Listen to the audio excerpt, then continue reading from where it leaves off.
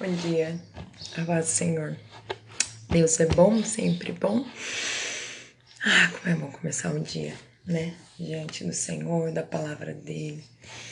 Nutrir a nossa vida de coisas boas, das melhores que tem na face da terra. Hoje nós vamos ler Deuteronômio, capítulo 23 e 24. Normas acerca da adoração.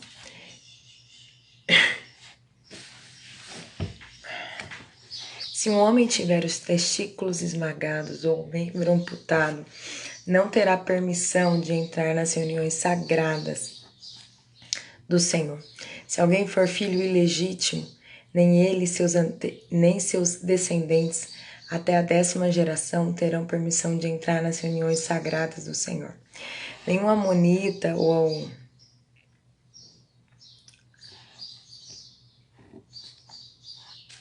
moabita e nenhum de seus descendentes até a 10ª geração terá permissão de participar das reuniões sagradas do Senhor.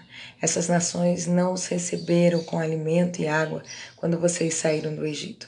Em vez disso, contrataram Balaão, filho de Beor, nascido em Petor, na Mesopotâmia, para amaldiçoá-los. Mas o Senhor, seu Deus, se recusou a ouvir Balaão e transformou a maldição em bênção. Pois o Senhor, seu Deus, os ama. Enquanto viverem, jamais promova o bem-estar e a prosperidade dos amonitas ou moabitas. Não mostrem ódio aos edomitas, pois são seus parentes, nem aos egípcios, pois vocês viveram como estrangeiros entre eles. A 3ª geração de edomitas e egípcios poderá entrar nas reuniões sagradas do Senhor. Normas diversas. Quando saírem para guerrear contra seus inimigos, mantenha-se afastado de tudo que é impuro. O homem que ficar cerimonialmente impuro por causa de uma poluição noturna sairá do acampamento e ficará fora o dia todo. Ao entardecer, ele se banhará e ao pôr do sol poderá voltar ao acampamento. Determinem uma área fora do acampamento onde possam fazer as necessidades. Cada um deve ter uma pá como parte de seu equipamento. Quando for evacuar, cavem um buraco com a pá e cubram as fezes. Deus se importava até com a higiene do povo de Israel. O acampamento deverá ser santo, pois o Senhor, seu Deus, anda no meio dele para proteger vocês e derrotar seus inimigos. Cuidem para que ele não veja em seu meio qualquer coisa vergonhosa e se afaste de vocês. Se escravos fugirem e se refugiarem como vocês, não os devolvam a seus senhores. Permitam que eles vivam em seu meio, em qualquer cidade que escolherem, e não os oprimam. Nenhum israelita, homem ou mulher, se dedicará à prostituição em templos idólatras. Quando apresentarem uma oferta para cumprir um voto, não traga à casa do Senhor, seu Deus, nenhuma oferta proveniente dos lucros de uma prostituta ou de um prostituto, pois ambos são detestáveis ao Senhor, seu Deus. Não cobrem juros sobre os empréstimos que fizerem ao irmão israelita, seja de dinheiro, de alimento, de qualquer outra coisa. Poderão cobrar juro dos estrangeiros, mas não cobrarão juro de israelitas, para que o Senhor, seu Deus, os abençoe em tudo que fizerem na terra da qual estão prestes a tomar posse. Quando fizerem um voto ao Senhor, seu Deus, cumpram-no prontamente. O Senhor, seu Deus, cobrará de vocês o cumprimento dos votos ou serão culpados de pecado. Não é pecado deixar de fazer voto, mas se fizerem um voto voluntariamente, cumpram cuidadosamente a promessa feita ao Senhor. Quando entrarem no vinhedo de seu vizinho, poderão comer uvas até se saciarem, mas não as levem num cesto. E quando entrarem no campo de um vizinho, poderão apanhar as espigas de cereal com a mão, mas não usem a foice para cortá-las. Então, várias regras que o Senhor dava para que houvesse higiene, para que houvesse regras, bom senso, de convivência, né, para que eles convivessem. Então, e também regras na adoração, né, quem poderia ou não se apresentar nas reuniões sagradas, né, e tudo porque que os edomitas podiam, porque eram parentes, eram filhos, né, de Esaú.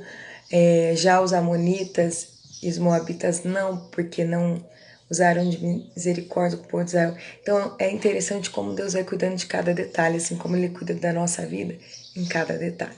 Vamos agora para Deuteronômio 24. Se um homem se casar e a esposa não for do seu agrado, porque ele descobriu alguma coisa vergonhosa da parte dela, ele escreverá um certificado de divórcio e o dará a ela, mandando-a embora de sua casa. Depois de partir, ela poderá casar-se com outro homem. E se este também a rejeitar, escrever um certificado de divórcio e o der a ela, mandando-a embora de sua casa, ou até mesmo se ele morrer, o primeiro homem que mandou embora não poderá casar-se de novo com ela, pois ela foi contaminada. Isso seria detestável para o Senhor. Não tragam culpa sobre a terra que o Senhor seu Deus lhes dá como herança. O homem recém-casado não será recrutado para o serviço militar, nem se receberá nenhuma outra responsabilidade oficial.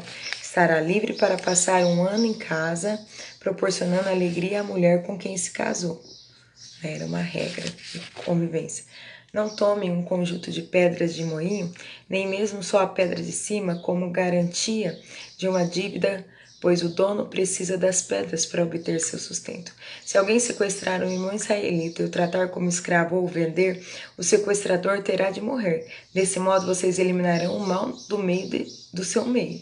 Em todos os casos de lepra, cumpram com extremo cuidado as instruções dos sacerdotes levitas, obedeçam a todos os mandamentos que eu dei a eles. Lembre-se daquilo que o Senhor seu Deus fez com Miriam durante sua jornada no deserto, depois que vocês saíram do Egito.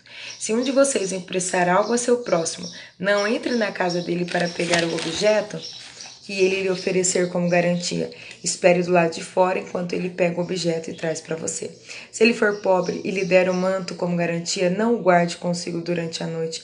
Devolva-lhe o manto ao pôr do sol, para que ele se aqueça durante a noite e abençoe você. O Senhor seu Deus considerará isso um ato de justiça. Nunca se aproveite de trabalhadores pobres e necessitados, sejam irmãos israelitas ou estrangeiros que vivem em suas cidades. Paguem o salário deles todos os dias, antes do pôr do sol, pois eles são pobres e contam com isso para viver. Do contrário, quando clamarem contra vocês ao Senhor, vocês serão culpados de pecado diante dele. Os pais não serão executados por causa do pecado dos filhos, nem os filhos por causa do pecado dos pais. Aqueles que merecem morrer deverão ser executados por causa de seus próprios crimes. Sejam justos com os estrangeiros e os órfãos que vivem entre vocês, e jamais aceitem a roupa de uma viúva como garantia por sua dívida.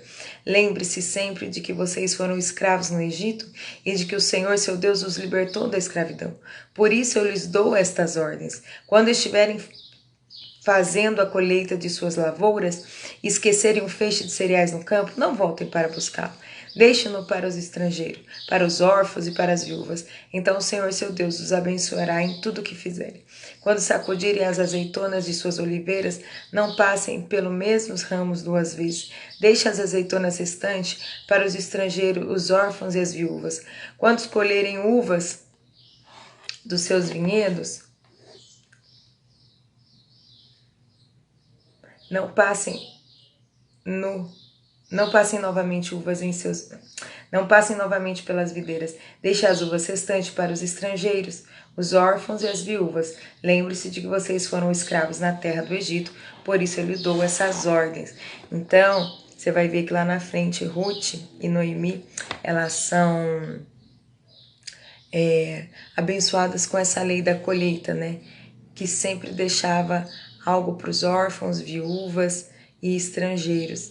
Isso fala de generosidade. Deus o tempo todo sempre se preocupa com os pobres, com os necessitados e dá ordem ao seu povo que também tem esse olhar.